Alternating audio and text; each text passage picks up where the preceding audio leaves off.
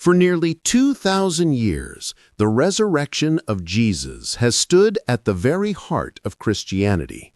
Churches proclaim it as an unshakable fact of history and the ultimate proof that death has been defeated. But when professional historians, both secular and religious, examine the evidence, serious questions emerge. This isn't about dismissing faith. It's about reading the sources with the same critical tools used for any ancient event. And when we do, we find gaps, contradictions, and puzzles that challenge a simple, seamless story. The four Gospels, for example, differ on key details. Who visited the tomb first and what they saw? When exactly they arrived? Whether the risen Jesus appeared in Jerusalem or Galilee? How long he stayed and what he said? Ancient historians also point out that no contemporary Roman record mentions the resurrection. The earliest Christian letters, like Paul's epistles, focus on spiritual significance rather than physical descriptions. Later texts fill in dramatic details, empty tombs, angelic messengers, mass appearances, but these accounts were written decades after the events. None of this proves that the resurrection did or didn't happen. It does mean that the historical evidence is far more complex than most Sunday sermons suggest. Even respected Christian scholars admit that these sources raise difficult questions. In this series, we'll explore 6 major reasons historians continue to debate the details of the resurrection story. Each part highlights one area where the historical record and the traditional narrative pull in different directions. We're not here to tell you what to believe. We're here to lay out the evidence so you can decide for yourself. Along the way, we'll ask sharp questions.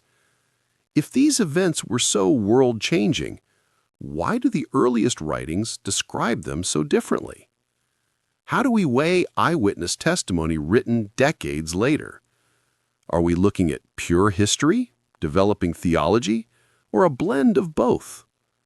Whether you are a devout believer, a curious skeptic, or somewhere in between, this investigation invites you to face the sources directly. The goal is not to attack faith, but to challenge every listener to base convictions on honest engagement with history, not on untested assumptions. Number 1. Conflicting timelines and eyewitness accounts. The resurrection story begins at an empty tomb. Yet the 4 Gospels do not agree on when and how that discovery happened. Historians notice striking differences that go beyond minor details. Who arrived first? Matthew says Mary Magdalene and the other Mary came at dawn. Mark lists Mary Magdalene, Mary the mother of James, and Salome. Luke adds Joanna and other women. John focuses on Mary Magdalene alone. When did they arrive? Mark describes the visit very early, just after sunrise. John says it was still dark. Those are hours apart, raising questions about how these memories were transmitted. What exactly did they see? In Matthew, an angel descends dramatically, rolls back the stone, and speaks to the women. Mark says the stone was already rolled away, and a young man in white was sitting inside. Luke describes 2 men in dazzling clothes. John presents 2 angels and a separate personal encounter between Jesus and Mary. Even more puzzling, the Gospels disagree about where Jesus appeared afterward. Matthew places the main encounter in Galilee, while Luke emphasizes Jerusalem. John includes appearances in both regions, and Mark's earliest manuscripts end abruptly with the women fleeing in silence. Historians point out that if these texts were straightforward news reports, such fundamental timeline and location conflicts would be surprising. Instead, the variations look more like theological storytelling, where each author highlights themes important to his community. Matthew stresses prophecy fulfillment. Luke emphasizes Jerusalem as the center of salvation. John focuses on intimate recognition. Does this mean the resurrection didn't happen?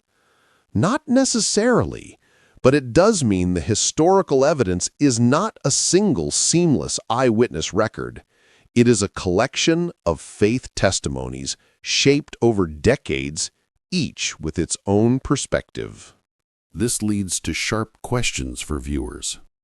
If the resurrection is the cornerstone of faith, why do its earliest accounts differ so widely? Should these differences be harmonized at all costs, or acknowledged as evidence of diverse early traditions? Scholars, both believing and skeptical, continue to debate these issues. What cannot be denied is the gap between the unified story told in many pulpits and the complex record preserved in the Gospels themselves. Deciding what that gap means is a choice every thoughtful reader must make. Number 2. The silence of contemporary Roman records. The resurrection of Jesus is described as earth-shaking, literally. Matthew even says there was a great earthquake and that guards witnessed the empty tomb. If an event of that magnitude occurred in a major province of the Roman Empire, where are the records? Historians point out that no contemporary Roman document, no official report, no governor's correspondence, no independent chronicle mentions the crucifixion followed by a public claim of resurrection. We have detailed Roman accounts of far smaller disturbances, tax riots, local uprisings, even provincial famines. Yet, the alleged disappearance of a crucified man's body, which early Christians claimed shook Jerusalem, appears nowhere in Roman archives. The Gospels themselves give clues that puzzle researchers. Matthew 28 claims that Roman guards were posted at the tomb and later bribed to keep quiet. But Roman soldiers operated under strict military law. Deserting or falsifying reports carried death penalties. If guards truly reported an angel rolling back the stone, it would have required official inquiry. Yet no such inquiry or punishment is recorded. Supporters of the traditional view argue that Jerusalem was politically unstable, and Roman administrators might have ignored one more strange rumor. Skeptics counter that even minor messianic movements, like those of Theudas and Judas the Galilean, were noted by Josephus, a Jewish historian writing for Roman audiences. Why would a supposed resurrection, which later launched a worldwide movement, leave no external trace in the very decades it supposedly happened? Paul's letters, the earliest Christian writings, also raise questions. While Paul passionately affirms that Christ was raised, he offers no names of Roman witnesses, no official documents, and no detailed tomb narrative. His focus is theological, victory over death, rather than historical reportage. This tension doesn't settle the debate. Believers can argue that God doesn't depend on imperial paperwork to prove his acts. But the historical gap is undeniable. If the resurrection shook Jerusalem and frightened Roman soldiers, why is the Roman record completely silent? Are we dealing with an event of public history or an experience remembered and proclaimed inside an emerging faith community. The absence of external documentation does not disprove the resurrection, but it forces anyone who values historical evidence to pause. Whether that silence is divine mystery or a sign of a later developed tradition is a conclusion each viewer must weigh for themselves. 3. A slow and varied development in early Christian writings. If the resurrection was the single greatest turning point in human history, you might expect immediate, uniform testimony from every Christian source. Yet historians see a different pattern. The earliest New Testament documents are Paul's letters, written around 20-25 years after the crucifixion.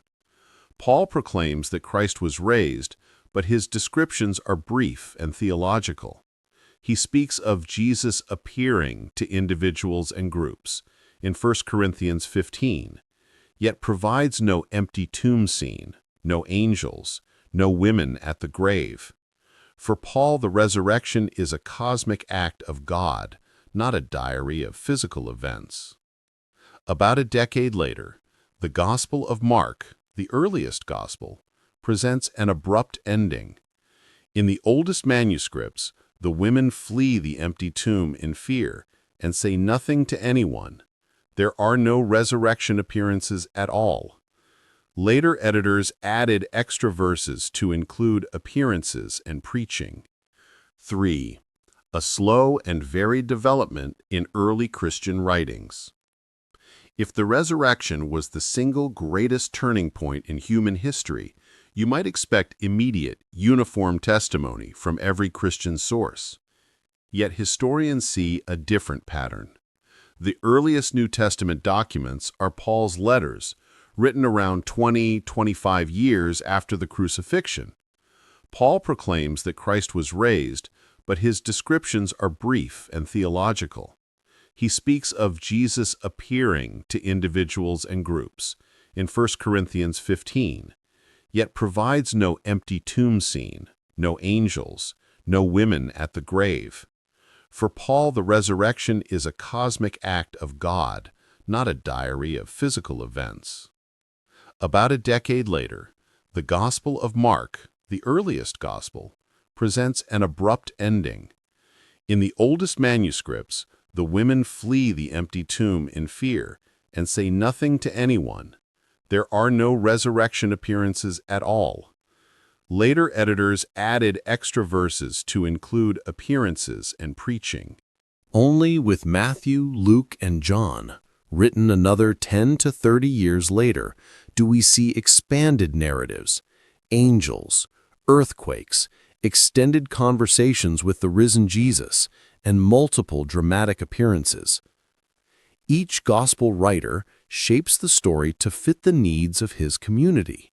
Jerusalem focus for Luke, Galilee for Matthew, intimate dialogues for John. Even outside the New Testament, early Christian literature reflects this gradual growth. The Didache and some early church fathers emphasize ethical teaching and the coming kingdom more than resurrection details. By the 2nd century, apocryphal Gospels add still more wonders, talking crosses, spectacular cosmic signs, evidence of a legend developing layer by layer. Believers may see this as the natural unfolding of oral memory, with details clarified over time. Skeptics view it as myth-making, where theological meaning inspired ever richer storytelling. Either way, the historical record raises pointed questions. If the resurrection was a clear public event, why do the earliest Christian writings give so few concrete details? Why do key elements like the empty tomb and appearances grow more elaborate the later the text? The contrast between the sparse early testimony and the vivid later accounts doesn't by itself prove or disprove anything, but it highlights a process of memory and interpretation that challenges the simple claim that every word of today's Easter story was recorded by eyewitnesses on day one. How you interpret that gap is a decision only you can make. Number 4. Clashing post-resurrection appearances. One of the most striking puzzles in the resurrection accounts is the disagreement over where and how Jesus appeared after rising. If these encounters were public, life-changing events, we might expect a clear and consistent record. Instead, the 4 Gospels and early Christian letters present divergent and sometimes contradictory scenes. Location conflicts stand out first. Matthew says the risen Jesus met his disciples in Galilee, far from Jerusalem, and gives no detailed Jerusalem appearances. Luke insists every key encounter, from the walk to Emmaus to the final ascension, happened in and around Jerusalem. John includes appearances in both regions, first in Jerusalem, later on the Sea of Galilee. Mark's earliest manuscripts end without any appearance at all. Timeline differences deepen the challenge. Luke compresses everything into one day, Easter Sunday, ending with an ascension that evening. Acts, from the same author, later stretches the post-resurrection period to 40 days. John depicts multiple appearances across different days. Paul, writing even earlier, simply lists appearances without dates or locations. Historians also note varying participants and content. Sometimes Jesus appears to women first, sometimes to Peter or the 12. In Luke, he eats broiled fish to prove he's physical. In John, he walks through locked doors, suggesting something beyond ordinary flesh. Some texts emphasize recognition through sight, others through hearing his voice or sharing a meal. Supporters of the traditional view often attempt harmonies, weaving all accounts into a single master timeline. But critics argue that these attempts require selective editing and speculation because the texts themselves do not naturally fit together. These tensions lead to hard questions.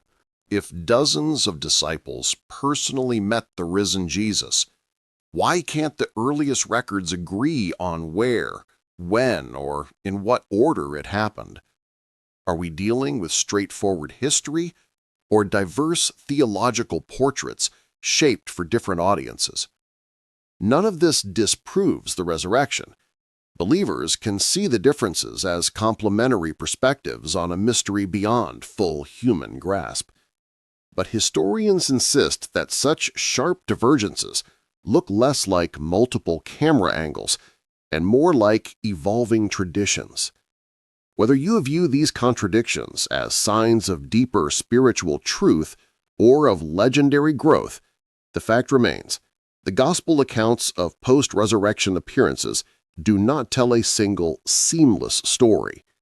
How that shapes your understanding is a decision only you can make. Number 5. Missing witnesses and limited public testimony.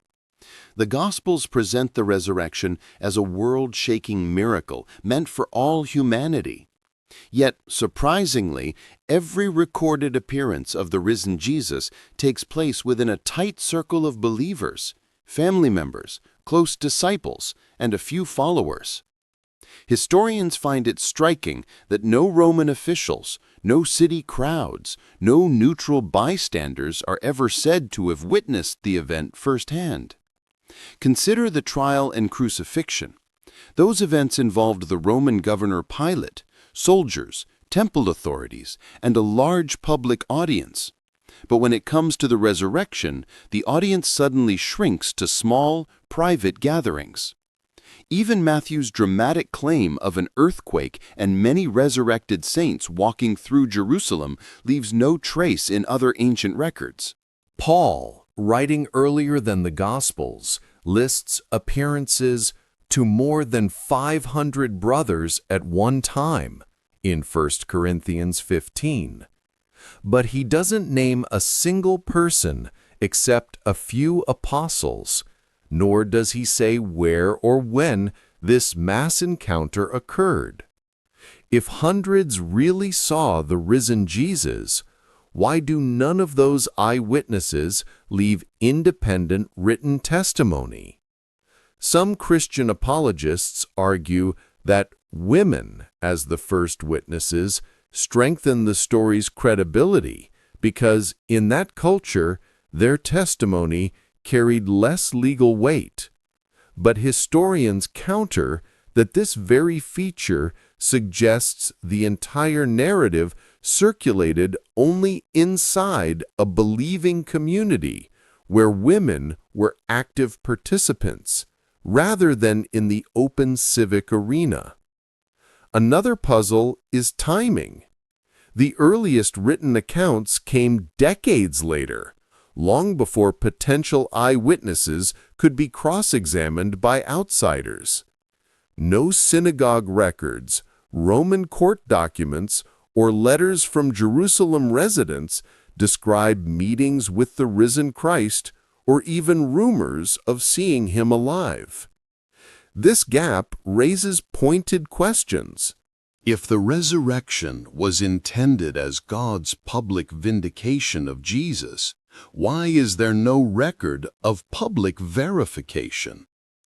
Could it be that what early Christians experienced was real to them, but not publicly observable? A vision, a spiritual encounter, or a theological conviction, rather than an event open to civic inspection. Number 6. Legendary growth and theological editing over time. If the resurrection truly happened as a single well-documented historical event, we might expect later Christian writings simply to repeat the earliest testimony. Instead, historians observe a striking pattern. The farther we move from the first century, the more detailed and spectacular the resurrection stories become. Take the Gospels themselves. Mark, the earliest, ends, in its oldest manuscripts, with frightened women fleeing the tomb and no appearances of Jesus at all. A later editor added 12 extra verses describing appearances and preaching. Matthew, Luke, and John, written later, offer longer narratives, more settings, and dramatic signs, such as earthquakes, angels, and extended conversations. As the centuries passed, the pattern intensified. Second-century apocryphal Gospels describe cosmic-scale wonders, a talking cross that walks out of the tomb, a Jesus whose head reaches to the sky. Church liturgies added more miracles, and medieval art turned these images into vivid frescoes and sculptures. Historians call this process legendary development. It doesn't automatically mean fabrication, but it shows that the story was retold and reshaped to meet the theological and devotional needs of each new generation. Even within the New Testament, clues of editorial shaping appear. Luke arranges appearances to emphasize Jerusalem as the true center of salvation. John frames dialogues to highlight belief without physical proof.